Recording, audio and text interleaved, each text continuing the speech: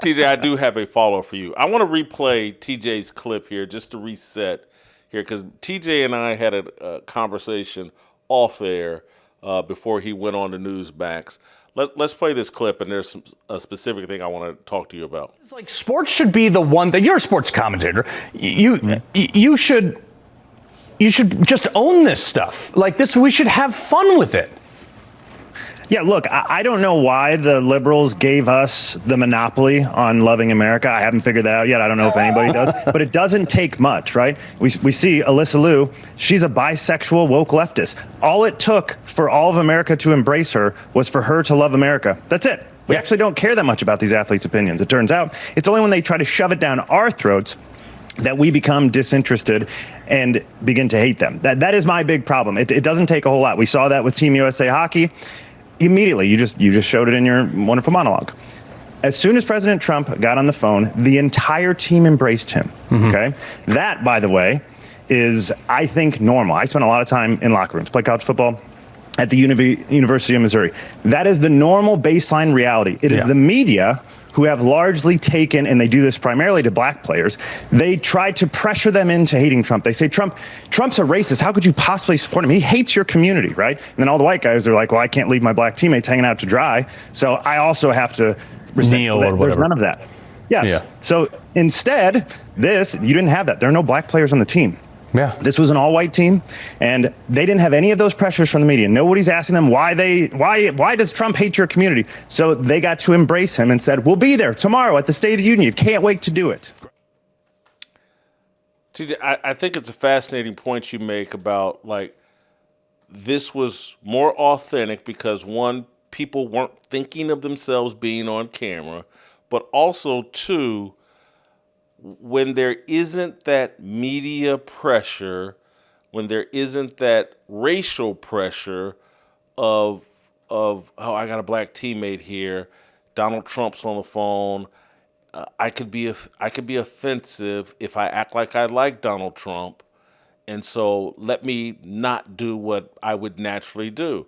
The president of the United States, whether it's Donald Trump or Barack Obama, calls to congratulate you on doing something spectacular in that moment.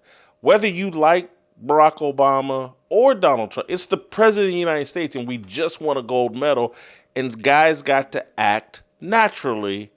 I think it's a fascinating point about how the media forces black players to act like Donald Trump is the worst human being on the planet, and then that forces white players to kind of go along with it, and everything's inauthentic, while this was very authentic.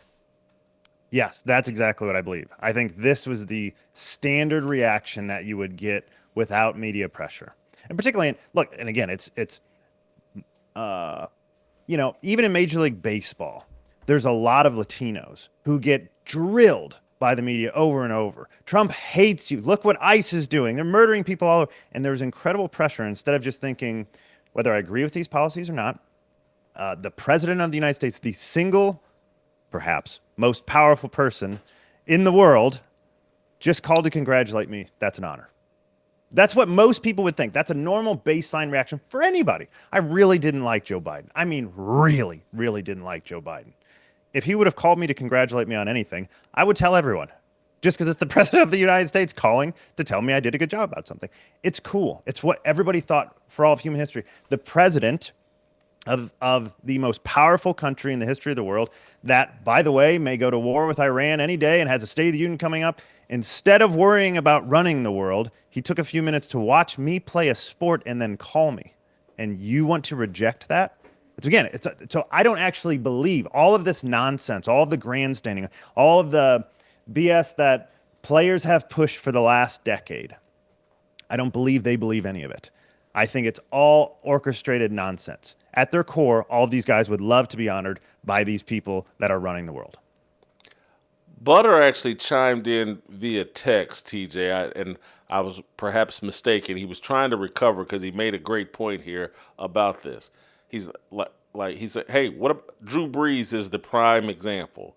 Remember, he comes out and like, hey man, this whole kneeling for the national anthem, blah blah blah blah blah. Next thing you know, Maria Taylor and the black people all are forcing him to recant and apologize. It's guys can't be natural. They got to go along with this cosplay. This is why I hate social media and talk about it's a stage. And what do people do on a stage? They act. They perform. It's not natural.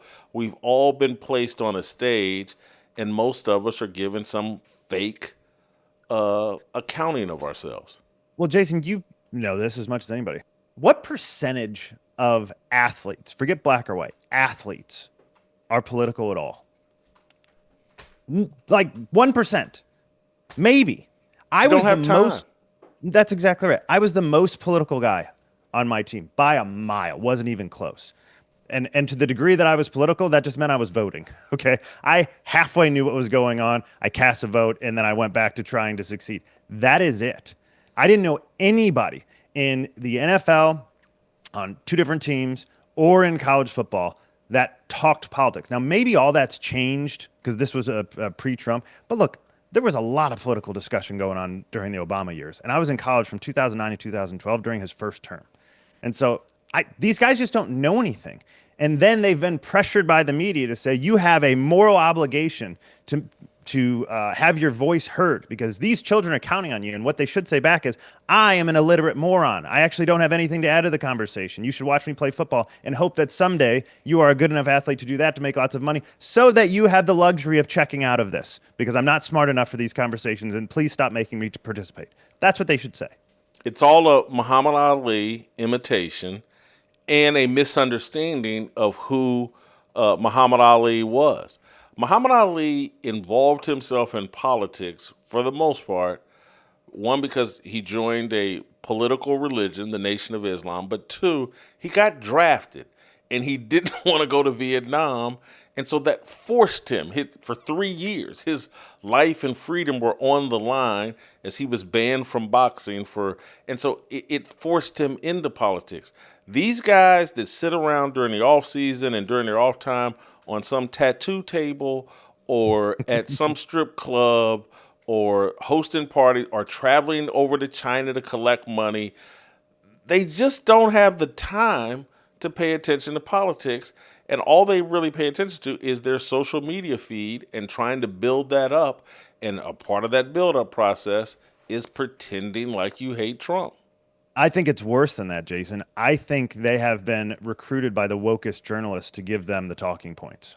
And I think these top guys have just been the people who actually do pay attention to politics have a list of their talking points and they'll just hand them. I don't think Malcolm Jenkins is studying politics at a really high level. I think he's getting talking points. Of course he is. And I think most of these guys are. Yeah, and a check. Yeah. Yes. And, to the degree that, and by the way, this all goes one direction, because how many right-wing talking points have you ever heard come out of an NFL guy's mouth, right? To the degree that there have been any, it comes from Nick Bosa, who wears a MAGA hat and runs off, okay? That's the only talking points you get from anybody on the right in the NFL or any of these sports leagues. Nothing. In fact, if you just say, I love America, they think that's a right-wing talking point. So it comes from one direction, and they are all in bed, especially in the NBA, with all of the media, who's the most hardcore leftist organization in the entire world. It is the media. And so they're just being fed these things. So it's worse than not having time. It's propaganda.